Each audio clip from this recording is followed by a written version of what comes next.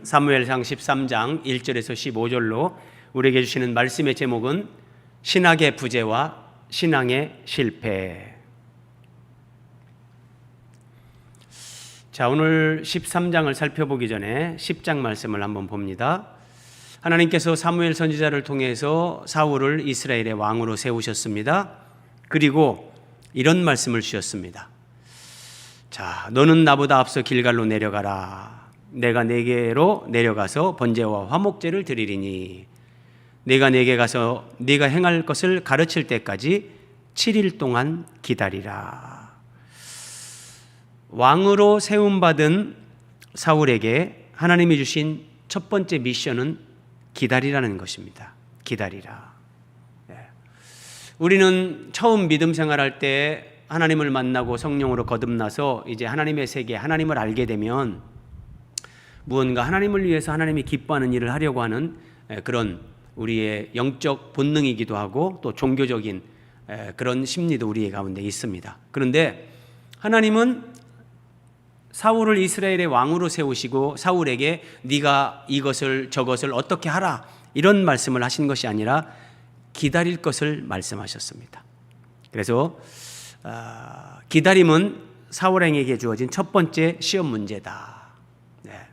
이건 그리스도인들에게 동일하게 적용되는 말씀인데 하나님이 기다리라고 말씀하시는 것은 다른 말로 얘기하면 하나님을 신뢰하라, 믿으라는 거예요. 그래서 믿음은 기다림이다 이런 말을 하고요. 예레미야에 가서 3장 25절 26절에 기다리는 자들에게나 구하는 영혼들에게 여호와는 선하시도다. 사람이 여호와의 구원을 바라고 잠잠하게 조용하게 기다림이 좋도다. 아마도 우리 한국교회 기독교인들은 이런 말씀들에 있어서 조금은 이해가 부족한 측면이 있죠. 하나님을 위해서 막 부르짖고 하나님을 위해서 뭔가 열심히 하고 이런 것들은 많이 들었는데 여호와의 구원을 바라고 잠잠히 기다리라, 7일 동안 기다리라 이런 부분에 대해서는 조금 이해가 부족한 면이 없지 않습니다. 자, 오늘 이제 13장으로 옵니다. 사울왕에게 첫 번째 주신 미션 기다리라. 이 말씀이 이제 13장에서 어떻게 전개가 되는가 한번 봅니다.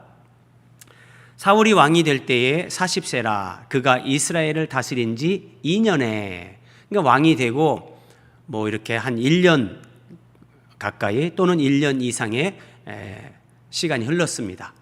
어쨌든 이게 이제 다스린 지 2년이 됐다. 성경이 이렇게 기록을 하고 있고요. 자, 이때 사울이 다스린 지 왕이 된 지 2년이라고 하지만 만 2년이 되고 그런 건 아니고요. 이 종교력에 의해서 예를 들어서 우리나라 사람들이 생일이 8월 달에 태어났다. 그러면 해가 바뀌어서 1월이 되면 우리가 이제 2살이라고 하는 것처럼 사울왕도 지금 그런 의미예요. 만 2년은 아닌데 어쨌든 그가 이스라엘을 다스린 지 2년에 이때 정치적인 상황은 블레셋에 의해서 여전히 이스라엘이 간섭을 받고 어려움을 당하고 있는 그런 시기였고요. 그래서 사울왕은 이제 사무엘상 9장에 보면 왕으로서 이제 이스라엘을 블레셋으로부터 구원해야 되는 그런 사명이 주어진 사람이었는데, 자, 우리가 그리스도인들 우리가 전도해야 된다, 선교해야 된다, 충성해야 된다, 그 당위성에 대해서 우리가 어떤 이론의 여지가 없죠. 그럼에도 불구하고 우리는 조금 더 하나님 말씀으로 깊이 있게 성경을 살필 수 있어야 됩니다. 자, 우리가 하나님을 위해서 어떤 일을 한다, 전도를 한다, 선교를 한다, 목사가 되고 선교사가 된다, 여러 가지 헌신을 한다, 그럴 수 있지만 하나님이 우리에게 먼저 요구하시는 것은 네가 무엇이 되라, 네가 무엇을 해라가 아니라 하나님을 더 깊이 알아가는 거예요. 네. 그래서 하나님 앞에서 정말 중요한 것은 우리가 하나님이 나에게 주신 어떤 타고난 재능, 은사 이런 걸로 내가 하나님을 위해서 무슨 일을 굉장히 잘하고 많이 하고 그것이 첫째가 아니에요. 그래서 정말 중요한 것은 하나님을 믿고 기다리는 거예요. 그리고 하나님을 믿고 기다린다는 것을 다른 말로 하면 하나님의 인도를 따라 사는 거예요. 네.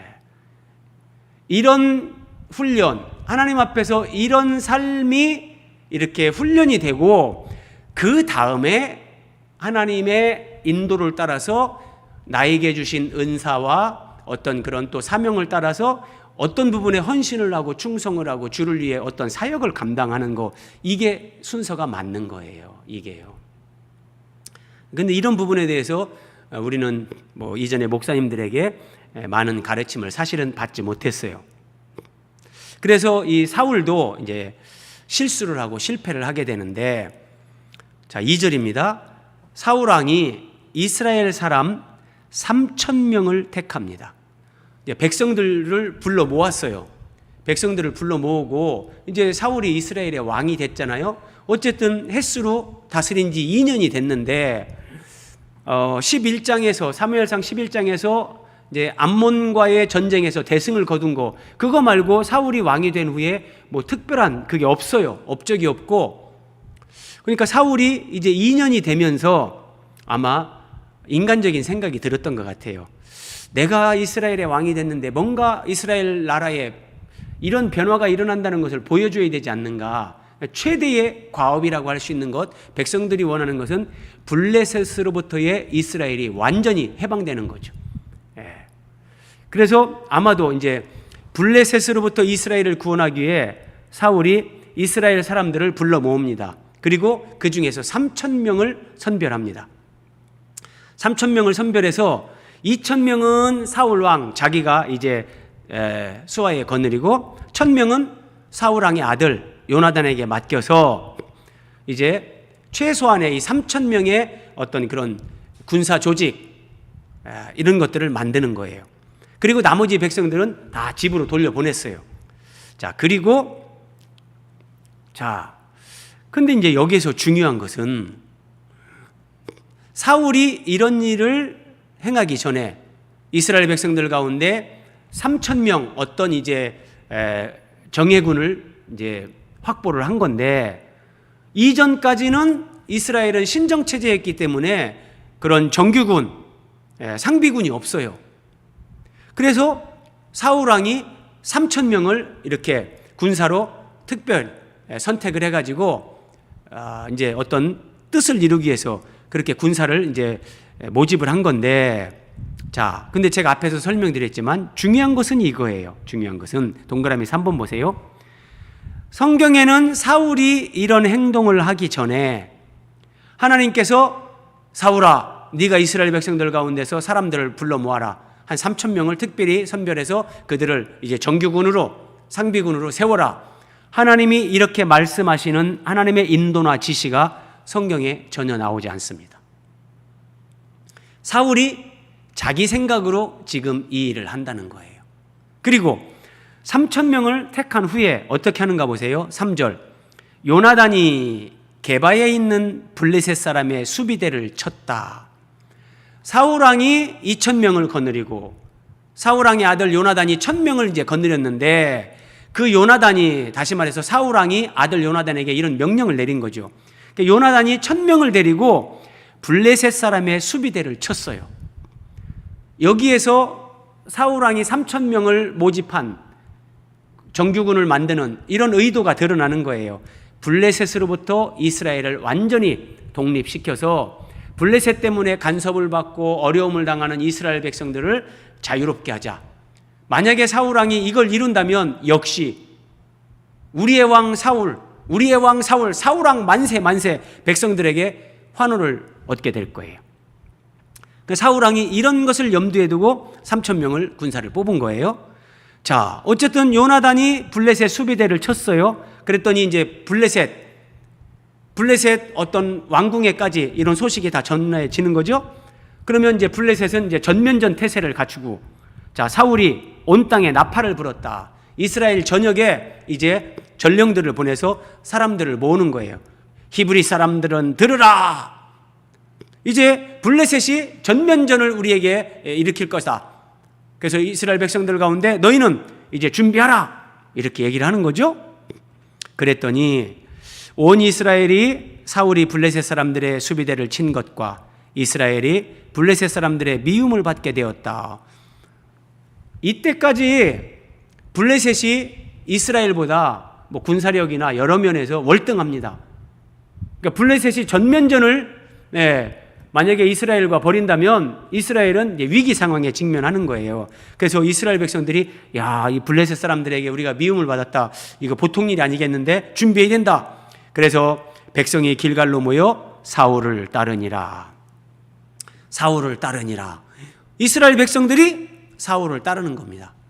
자, 이 부분은 그 사무엘상 11장 암몬과의 전쟁, 사울이 왕이 되고 최초의 전쟁을 수행하는데 처음이자 마지막으로 하나님 앞에서 그래도 행동을 잘한 것, 이게 사무엘 11장에 나오는데, 그래서 암몬과의 전쟁에서 대승을 거둡니다.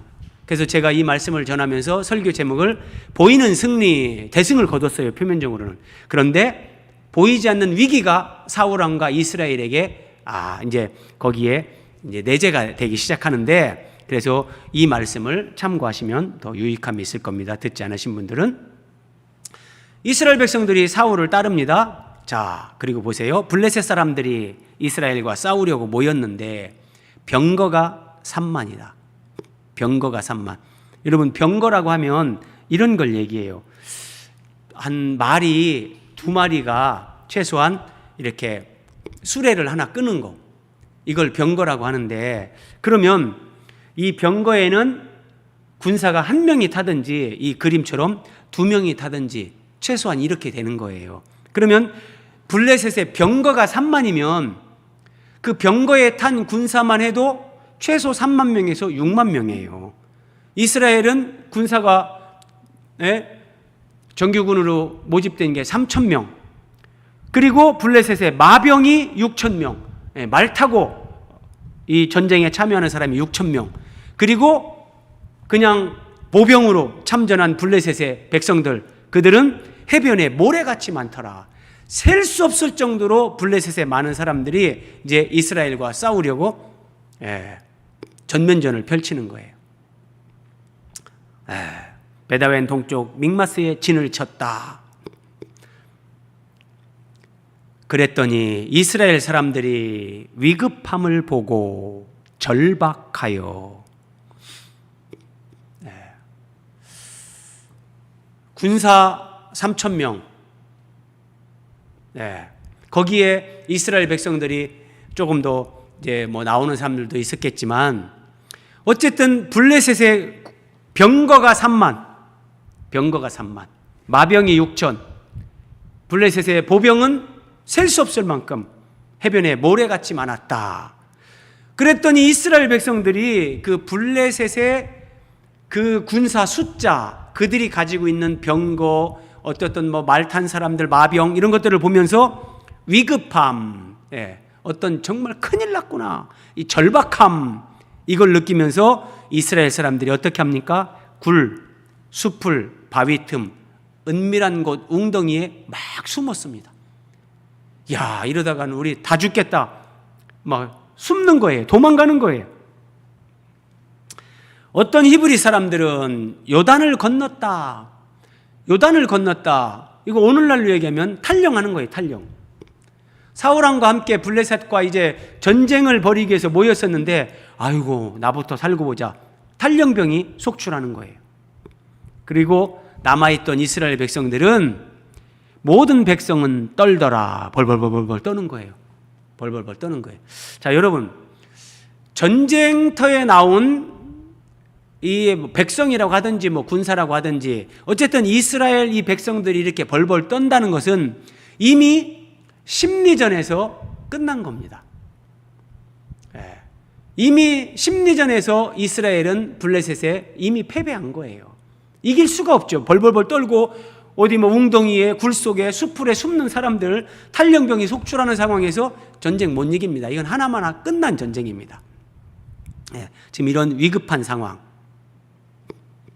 그런데 사무엘상 11장에서 암몬과의 전쟁에서 사울왕이 대승을 거뒀잖아요. 그럼 그때하고 차이가 뭘까? 한번 확인해 보겠습니다.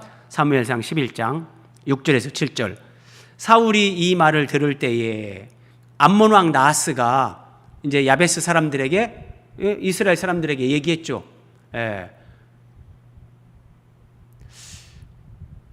니들이 우리의 종이 되면 목숨은 살려주겠다만, 그렇지 않으면 다 죽여버리겠다. 그랬더니 야베스 사람들이 우리에게 일주일만 말미를 주십시오. 우리에게 구원자가 없으면 확인해보고 당신이 우리 눈을 뺀다 할지라도 그렇게 당신의 종이 되겠습니다. 이렇게 얘기를 했잖아요. 그래서 이제 전령들이 와서 이스라엘 전역에 이 암몬 왕 나하스가 이런 정말 이스라엘을 모독하는 말을 했다. 이 말을 사울이 들은 거예요. 그때 사울이 이 말을 들을 때에 하나님의 영에게 크게 감동됐다.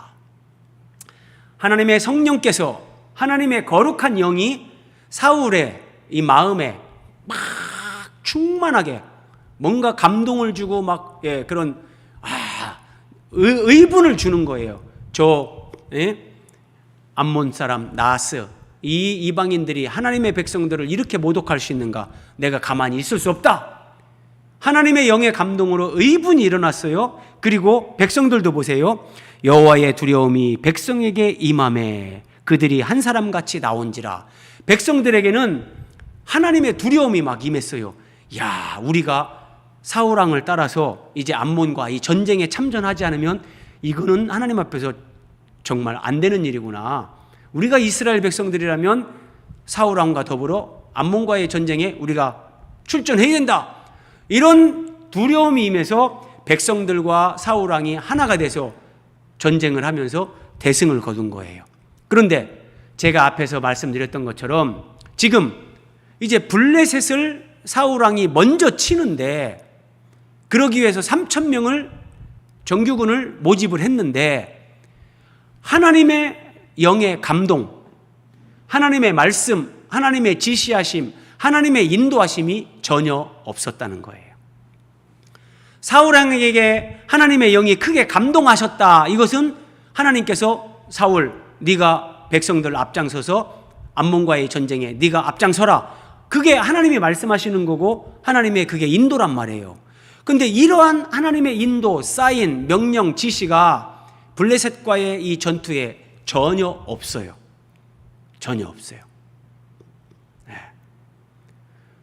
전혀 없는데 백성들은 다 나오라 그랬더니 백성들은 처음에는 야, 사울 왕하고 우리가 암몬과의 전쟁에서 승리했었는데 이번에도 나가면 우리가 대승을 하겠지 하고 나왔는데 막상 전장터에 나갔는데 블레셋 사람들 이거 병거가 3만이요 마병이 6천이요 그 숫자에 압도당하면서 이스라엘 백성들이 벌벌벌벌벌 떨고 탈령병이 생기고 굴 속에 들어가 숨고.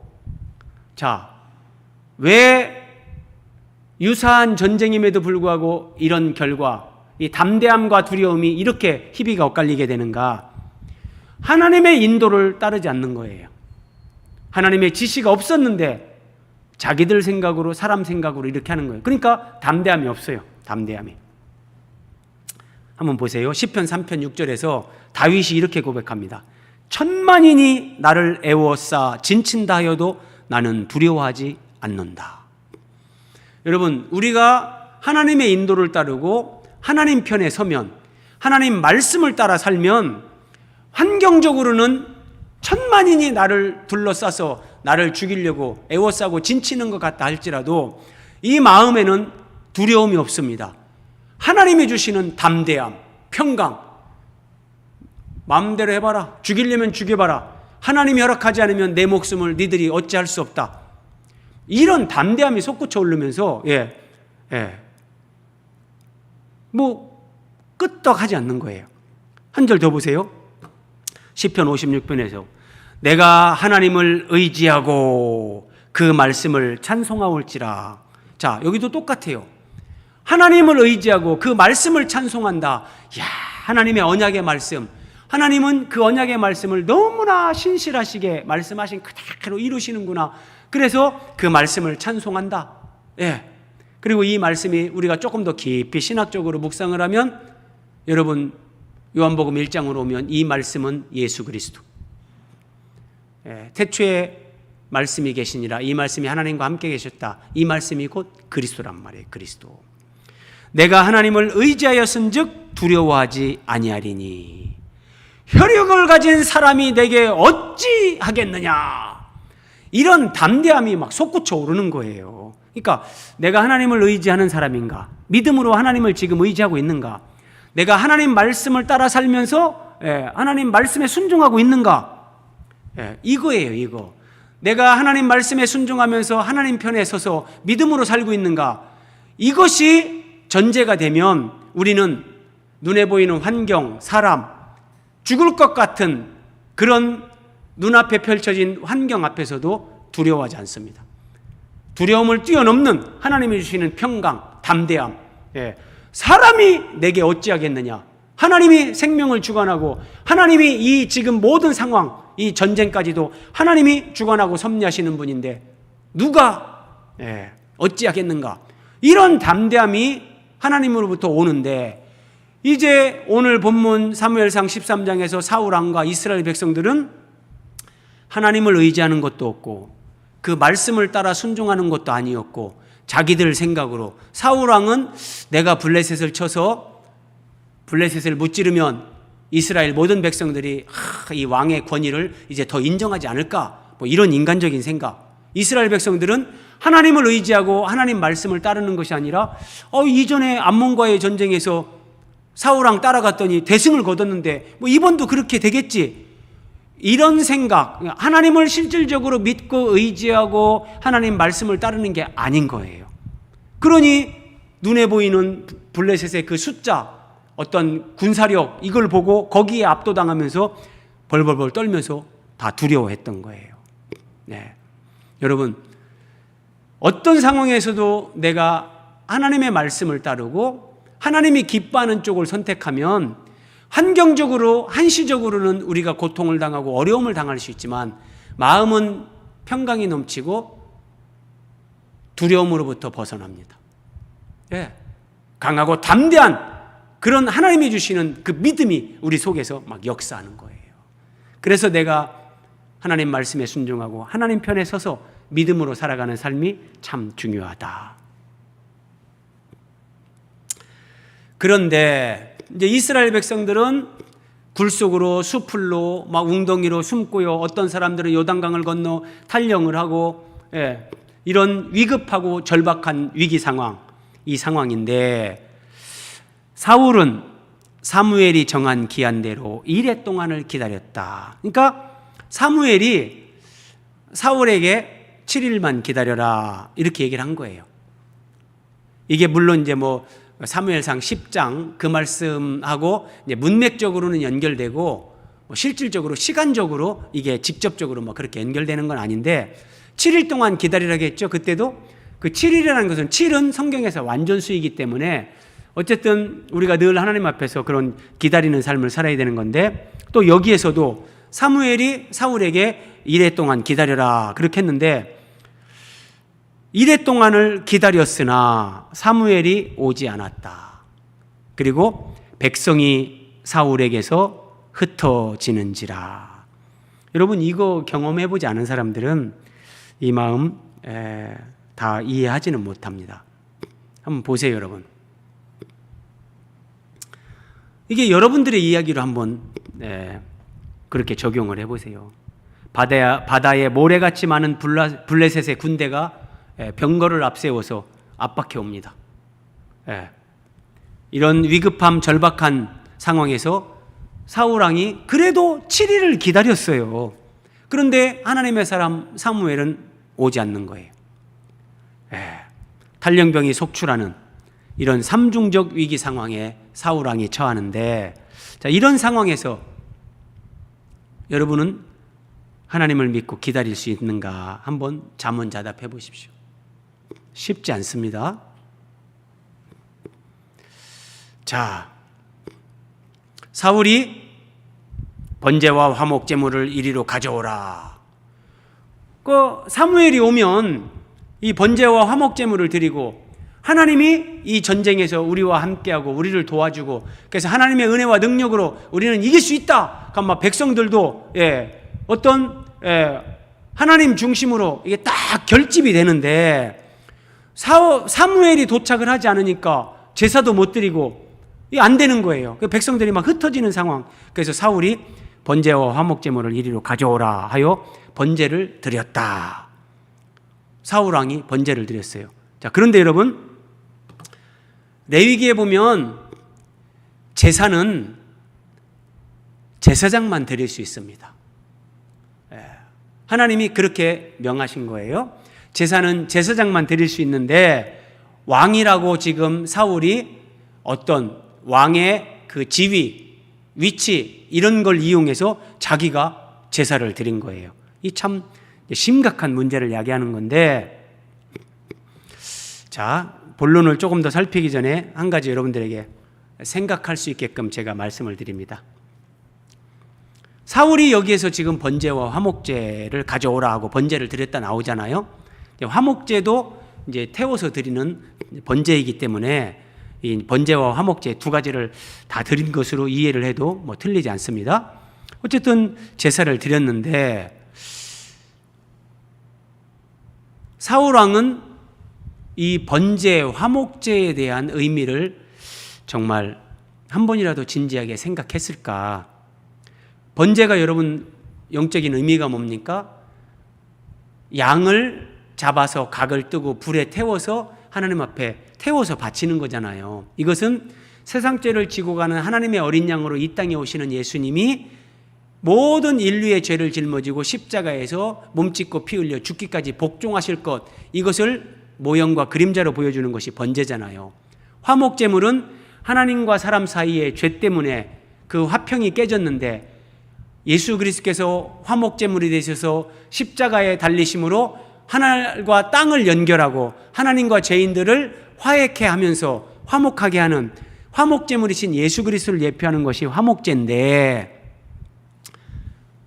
그런데 사울 왕은 이런 생각, 이런 의미 전혀 개념 없이 그냥 전쟁터에서 위급한 상황에서 이 제사를 드리는 거예요.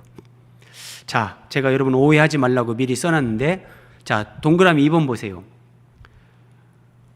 우리나라 기독교인들은 무조건 기도를 열심히 기도를 많이 하면 저 사람 진짜 믿음 좋다, 이렇게 생각하는 경향이 많습니다. 그런데 여러분 정말 깊이 생각해 보자고요. 하나님과 내가 교제하는 차원의 기도는 그건 많을수록 좋죠. 그런데 어떤 문제 앞에서 내가 기도를 할 때 뭐 남녀 호랑개교 하는 사람들처럼 하나님 이거 이렇게 해 주십시오, 이루어 주십시오, 이루어 주십시오, 이루어 주십시오, 이루어 주십시오, 계속 그렇게 기도하는 것이 과연 믿음이 좋은 거라고 말할 수 있는가? 아니라는 거예요. 정말 하나님 앞에 내가 하나님 이걸 이렇게 해주시면 감사하겠습니다. 그런데 그것이 하나님의 뜻이 아니라면 제 뜻대로 말고 하나님 뜻대로 이루어 주십시오. 우리가 진실되게 이렇게 기도를 했다면 이제 그건 하나님께 맡기고 하나님이 인도하시고 이루시는 대로 나는 따라간다. 그렇게 하나님께 맡기고 믿음으로 그냥 살아가면 되는 거예요. 네. 그래서 하나님을 정말 신뢰한다면 어떤 경우에는 한 번 기도하고 가만히 그냥 있는 것이 진짜 하나님을 믿는 좋은 믿음이라는 거예요. 네. 왜 뭐 주실 줄 믿습니다, 믿습니다, 믿습니다, 믿습니다, 주문을 외우듯이 그렇게 한다면 자기가 기도한 것을 하나님이 그렇게 해준 거라고 믿지 못하니까 그렇게 하는 거죠. 그러니까 우리가 믿음 생활을 하면서 생각해야 된다는 거예요. 생각. 네. 그래서 사울에게 7일을 기다리라 그랬잖아요. 사울에게 7일을 기다리라는 것은 하나님을 그만큼 믿으라는 거예요. 참되게 믿으라. 자, 그런데 사울 왕이 번제 드리기를 마치자, 번제를 딱 마치자마자 사무엘이 왔어요. 무슨 운명의 장난같이. 어떤 면에서는 사울이 번제를 드리기를 마치 기다리기라도 한 것처럼 사울이 번제를 딱 마치자 사무엘이 온 거예요. 사울이 나가 맞으면서 이제 인사를 하는 거죠. 아우, 사무엘 선지자님 어서 오십시오. 자, 근데 이것을 우리에게 적용해 보자고요. 번제 드리기를 마치자 사무엘이 왔어요. 자, 오늘날 사람들이 기다리는 거 잘 못합니다. 기다리는 거를 못하다 보니까 이제 우리에게 제일 정말 깊고 어려운 기다림은 주님의 재림이죠. 다시 오실 주님을 기다리는 건데, 예수님이 이런 말씀하셨어요. 마태복음 24장, 만일 그 악한 종이 마음에 생각하기를 주인이 더디 오리라. 그래서 동료들을 때리고 술 친구들과 더불어 먹고 마시고 늘 술에 취하는 거예요. 자, 이걸 우리에게 적용하면 이게 무슨 말이냐면, 예수님이 다시 오신다. 초대교회 성도들은 이 말씀을 믿고 정말 자기들의 재산도 전부 다 사도들 발 앞에 갖다 바치고 가난한 자들과 나누고 늘 모이기에 힘쓰고 이런 삶을 살았어요. 근데 이게 예수님이 부활하시고 50년이 지나고 100년이 지나고 200년이 지나고 하는데 예수님이 안 오시는 거예요. 사람들이 생각이 조금씩 이 뭐지? 예수님이 오신다는 것이 그렇게 빨리 오시는 건 아닌가? 그러면은 내가 죽기 전에 예수님이 안 올 확률이 많겠네? 사람들이 이제 이런 생각을 하는 거예요. 네, 이런 생각을. 제가 믿음 생활할 때 제가 직접 들은 얘기인데, 어떤 부부가 중간에 이제 예수님 모르고 살다가 이제 결혼하고 한참을 살다가 중간에 이제 예배당에 나가서 하나님을 만나고 이제 예수님을 믿게 됐어요. 처음에 말씀을 들으면서 너무너무 막 은혜가 돼서, 이야, 정말 하나님 앞에 말씀으로 그렇게 살아야 되는구나. 돈, 부동산 투기, 막 욕심, 이렇게 이거 따라 살면 안 되는구나. 그리고 이분들이 자기들이 가지고 있는 집을 팔아버린 거예요.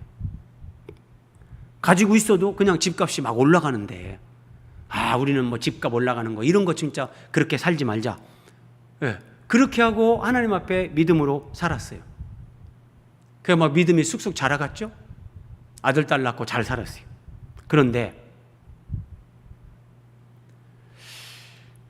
세월이 오래 지나면서 이분들이 처음에 예배당에 나와서 하나님 말씀 들으면서 가졌던 그 순수한 마음이 변질되기 시작하는 거예요.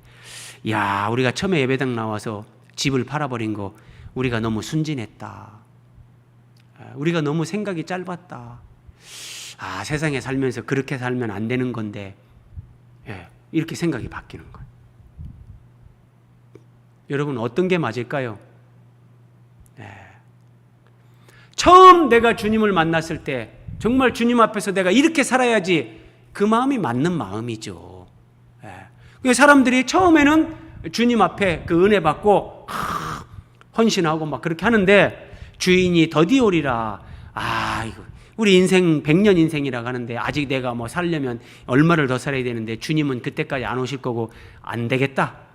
세상에서도 내가 조금 재미도 보고 뭐 적당히 내가 뭐 어떤 세상적인 방법 적당히 그러면서 내가 뭐 세상 것도 좀 내가 더 얻고, 그걸 다 뭐 그게 죄다 뭐 나쁘다 잘못했다 다 그렇게 할 수는 없지만, 어쨌든 주인이 더디 오리라 그러면서 아이고 막 내가 죽기 조금 직전에, 죽기 1, 2년 전에 주님 앞에 충성하고 헌신하고 막 그러지, 그 전까지는 좀 세상 재미 좀 보고 막 내 생각대로 세상적으로 좀 살아보자. 술 친구들과 더불어 먹고 마시고 이런다는 거예요. 그러면 어떻게 됩니까? 하나님 앞에 서는 그 순간 엄히 때리고 혼납니다. 그리고 거기서 슬피 울며 이를 간다. 마지막 하나님 심판대 앞에서 슬피 울며 이를 가는 거예요. 그러니까 이 땅에서 잔꾀 부리고 하나님 말씀대로 어린아이 같이 단순하게 순수하게 살지 않으면 세상에서는 저 사람 지혜롭다라고 할지 모르지만 하나님 앞에서는 슬피 울며 이를 가는 거예요. 그때 내가 그렇게 순수하게 살았으면 내 영혼이 하나님 보시기에 더 아름답고 영혼으로 연결되는 정말 그런 신령한 복을 받는 사람이 되는데 슬피 울며 이를 가는 거예요. 자, 사무엘 선지자 앞에 사울 왕이 이제 변명을 합니다. 사무엘이 먼저, 아니 왕이 지금 행한 것이 뭘 한 겁니까? 내가 오기 전에 왕이 번제와 화목제를 드렸단 말입니까? 그것은 제사장만이 할 수 있는 건데 어떻게 왕이 이런 일을 했습니까? 사울이 이렇게 변명합니다. 백성은 내게서 흩어지고 백성들이 뿔뿔이 흩어지고 탈령병이 속출하고 블레셋의 병거 돌격 앞으로 이제 우리 목숨을 위협하는 상황인데, 거기다가 사무엘 선지자님은 약속한 7일 그 정한 날에 오지 않고 블레셋 사람들은 우리 앞에서 믹마스에 모여있는 것이 내 눈에 보이는데 그거 어떻게 합니까? 자, 여러분, 여기서 당신은 정한 날에 오지 아니하고 속으면 안 돼요. 사무엘이 7일을 기다리라 그랬는데 사무엘이 7일이 지나서 온 게 아닙니다. 7일째 되는 날, 어쨌든 그 날 시간이 다 지나기 전에, 우리식으로 하면 이제 7째 날, 예를 들어서 사울이 번제와 화목제를 도저히 안 되겠다. 그러니까 이제 7일째 되는 날, 한 오후 서너 시쯤에 이렇게 번제를 드렸다면 사무엘은 5시나 이때 온 거예요. 그러니까 그 날이 지난 건 아니에요. 그러니까 사울이 기다리긴 기다렸는데 끝까지 기다리지 못한 거죠. 그래서 백성이 내게서 흩어지는데 블레셋 사람들이 믹마스에 모여 있는 것이 내 눈에 보이고 저들이 이제 공격하면 우리는 끝나는데 부득이하게 그렇게 됐습니다. 좀 이해해 주십시오. 이렇게 얘기하는데 한번 이 말씀 보십시오. 15절 말씀 보면 이제 사무엘은 일어나서 갑니다. 근데 사울이 자기와 함께한 백성의 수를 세어보니 600명가량이라. 여러분, 처음에 사울왕이 거느린 군사가 몇 명이었죠? 사울이 2,000명, 요나단이 1,000명. 자, 2,000명을 기준으로 했을 때, 그런데 사무엘이 떠난 다음에 사울이 숫자를 세어보니까 남은 숫자가 600명이란 얘기예요. 자, 이걸 우리에게 적용해 보자고요. 2,000명이 모이는 교회에서 교인이 600명으로 줄어버리는 거예요. 600명으로. 여러분, 이때 목회자가 하나님 앞에, 사람 앞에 잔머리 굴리지 않고, 하나님 앞에 진실되게 말씀을 따라 정말 양심에 꺼리낌 없이 그런 목사로 설교하고 그런 목사로 하나님 앞에 서는 거 쉽지 않습니다. 어떤 그리스도인이 수익이 2천만 원씩 났는데 이 수익이 600만 원으로 줄어들어요. 우리에게 적용하면 이런 얘기예요. 2천만 원 벌던 사람이 예를 들어 한 달에, 근데 600만 원으로 줄어드는 거예요. 그런 상황에서도 나는 하나님으로 인해서 기뻐하고 즐거워하고 하나님을 신뢰할 수 있는가? 내가 교회에 충성하던 그 충성을 동일하게 할 수 있는가? 자, 2,000명 거기에 600명, 그러면 이게 30%로 줄어든 거예요. 30%로. 그러면 동그라미 3번. 사업하는 사람이 매출이 30%로 떨어졌어요. 수익이 30%로 줄었어요. 그래도 내가 헌금하던 거 똑같이 하고, 내가 정말 어려운 사람, 또 구제, 복음 전파, 이런 것들을 위해서, 어려운 이웃들을 위해서 내가 나누던 거 똑같이 할 수 있는가? 똑같이 할 수 있는가? 그러니까 우리는 사울왕을 우리는 누구도 쉽게 비난할 수 없고 정죄하기 어려워요. 인간적으로는 사울왕이 이해가 되니까요. 자, 그런데 그러면 우리는 왜 믿음으로 살지 못하는가? 사울은 왜 믿음으로 기다리지 못하는가? 믿지 못하기 때문에. 진짜 믿지 못하기 때문에. 여기서 믿는 사람들이 믿음이 없다는 거예요. 믿는 사람들이. 자, 사울의 계속되는 변명입니다. 사무엘한테 하는 말입니다. 블레셋 사람들이 나를 치러 길갈로 내려오겠거늘. 믹마스 앞에 눈에 보이는데 이제 길갈로 오겠거늘 내가 여호와께 은혜를 간구하지 못하였다 하고 부득이하여 번제를 드렸습니다. 사무엘님, 이해해 주십시오. 용서해 주십시오. 이렇게 얘기하는 거예요. 병거만 3만. 이스라엘 백성들이 감당할 수 없는 거죠. 자, 이런 절박한 상황에서 7일 동안 기다릴 수 있는가? 믿음으로 살 수 있는가? 믿음으로 마음의 평안을 유지할 수 있는가? 이 얘기예요. 평안할 때 기다리는 건 누구나 할 수 있다. 하나님을 향한 우리의 믿음이 참된 믿음이라면 그런 위급한 상황에서도 마음의 평안을 유지하면서 기다릴 수 있는 겁니다. 네. 이런 믿음의 사람이 우리가 되어야만 그래도 그러한 사람들, 그런 교회 공동체를 통해서 하나님이 하나님의 경륜을 이루어 가실 수 있는 거죠. 요만한 어려운 일 하나 생기면 하나님 없는 것처럼 막 두려워하고 벌벌 떨고 뭐 죽을 것처럼 조바심을 내고 그러면 안 되는 거예요. 제가 말씀드립니다. 우리는 죽고 싶어도 하나님이 허락하지 않으면 못 죽습니다. 조급함은 마귀적인 것, 조급함은 불신앙. 분명합니다, 여러분. 어떤 상황에서든지 마음의 평안을 누릴 수 있는 그 믿음의 소유자들이 되어야 된다. 이사야 30장 참 귀한 말씀입니다. 주 여호와 이스라엘의 거룩하신 이가 이같이 말씀하시되 너희가 돌이켜 조용히 있어야 구원을 얻을 것이다. 잠잠하고 신뢰하여야 힘을 얻을 것이다. 이게 하나님 말씀이에요. 네, 이게 하나님 말씀.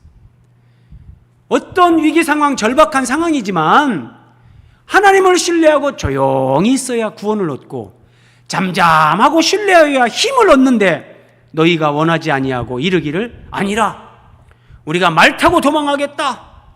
우리가 빠른 짐승을 타겠다. 말, 빠른 짐승 뭐 같은 의미죠.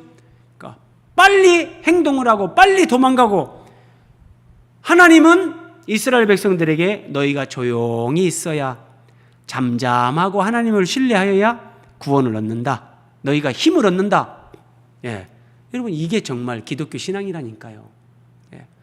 예수님과 함께 배를 타고 갈릴리 바다를 건너던 제자들이 막 풍랑이 일어나고 예수님은 뱃머리에서 주무시고 막 물이 배 안으로 이제 막 들어오고 근데 제자들이 예수님 막 깨우잖아요. 우리가 죽게 된 걸 돌아보지 않습니까? 예수님 일어나세요. 그래 많은 사람들이 하나님의 보좌를 흔들어라. 하나님을 주무시지 못하게 하라. 그래야 우리가 응답받는다. 그게 믿음이 좋은 거다. 예수님 뭐라고 하세요? 믿음이 적은 자들아. 믿음이 적은 자들아. 조용히 있어야 구원을 얻을 것이요 잠잠하고 신뢰하여야 힘을 얻을 것이다. 우리가 이 정도는 되어야 되지 않겠습니까? 이런 믿음의 사람이 되어야 되는 거예요.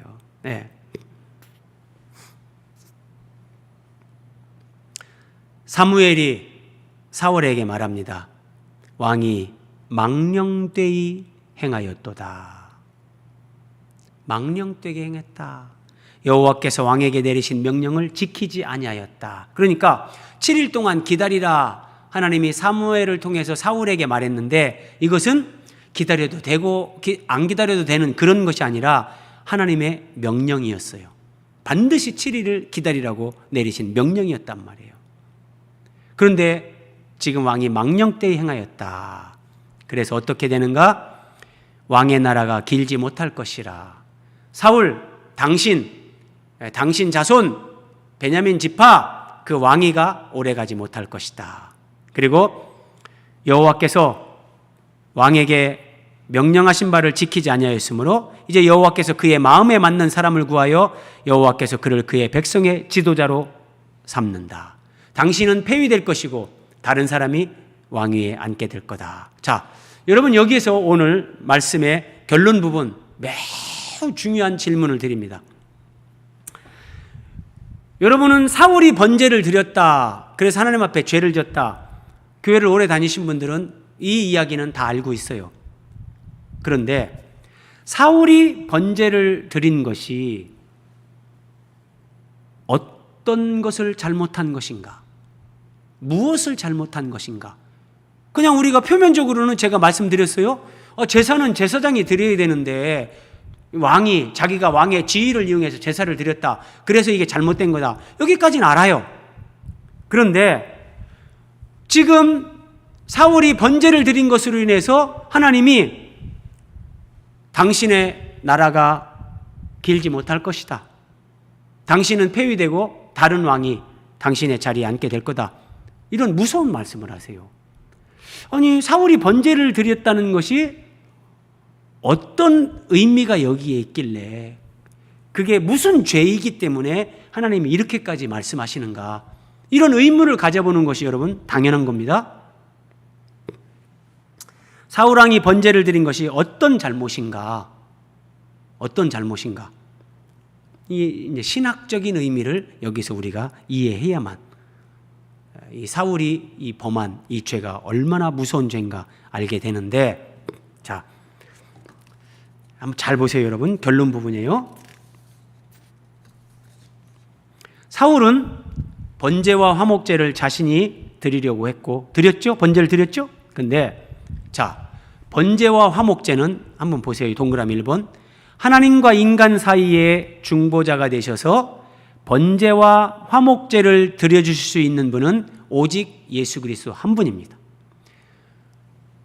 번제나 화목제나 구약의 모든 제사, 절기, 모든 것은 예수 그리스도를 모형과 그림자로 보여주고 예표해 주는 거예요. 예수님을 예표하는 게 아니라면 하나님이 짐승 제사를 명하시고 짐승 고기를 드시는 분 아니란 말이에요. 그게 아니에요. 하나님은 그런 분이 아니에요. 그래서 번제와 화목제는 진짜 번제와 화목제물로 우리 대신 드려주실 예수 그리스도, 그분을 예표로 보여주는 거예요. 그래서 구약시대 때 예수님이 오시기 전에는 그 그리스도의 제사장 직분을 예표하는 제사장들만 제사를 드리라고 하나님이 명령하신 거예요. 제사를 드리는 이 사역은 그래서 아무나 해도 되는 것이 결단코 아니다. 바꿀 수도 없고 누가 대신할 수 있는 것도 아니란 말이에요.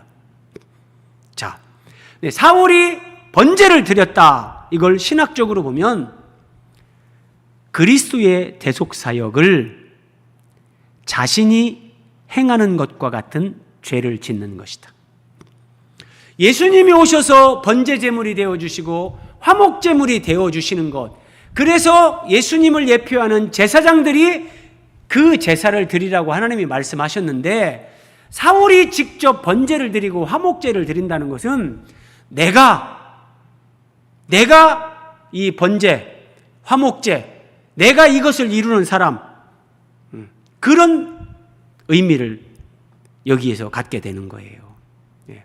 그래서 여러분, 예수님이 우리를 위해서 십자가에서 대신 죽으시고 우리를 구원하신다. 예수님 때문에 우리는 하나님과 화목하고 화평하고 하나님 앞에 나아갈 수 있다. 이것을 만약에 부정하거나 믿지 않거나 한다면 그 사람은 구원에서 제외되는 거예요. 구원받을 수 없는 거예요. 그런데 사울 왕이 예수 그리스도를 예표하는 번제, 화목제, 이것을 무시하고, 그런 의미들을 완전히 무시하고 내가 자신이 그렇게 한 거예요. 내가 번제 제물이 되고 내가 화목 제물이 되고, 이것을 신학적으로 해석을 한다면 내가 이스라엘을 구원하고 내가 하나님과의 관계를 어떤 회복하게 하는, 내가 화평케 하는 자, 내가 중보자가 되겠다, 이런 얘기예요. 그래서 사울은 하나님으로부터 버림받는 거예요. 구원에서 제외된단 말이에요, 이것은요. 그러니까 사울은 이스라엘 백성입니다. 오늘날로 우리식으로 얘기하면 사울은 모태신앙으로 몇 대째 믿는 집안에서 모태신앙으로 태어난 사람이에요. 사울은 이스라엘의 왕입니다. 오늘날 우리식으로 얘기하면 교회 장로님이 됐든지 목사님이 된 거예요. 그런데 번제나 화목제물이 예수 그리스도를 예표한다는 거, 이것 자체를 모르고 있다는 거예요.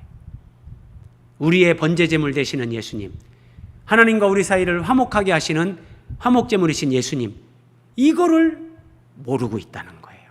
이 참 무서운 얘기입니다.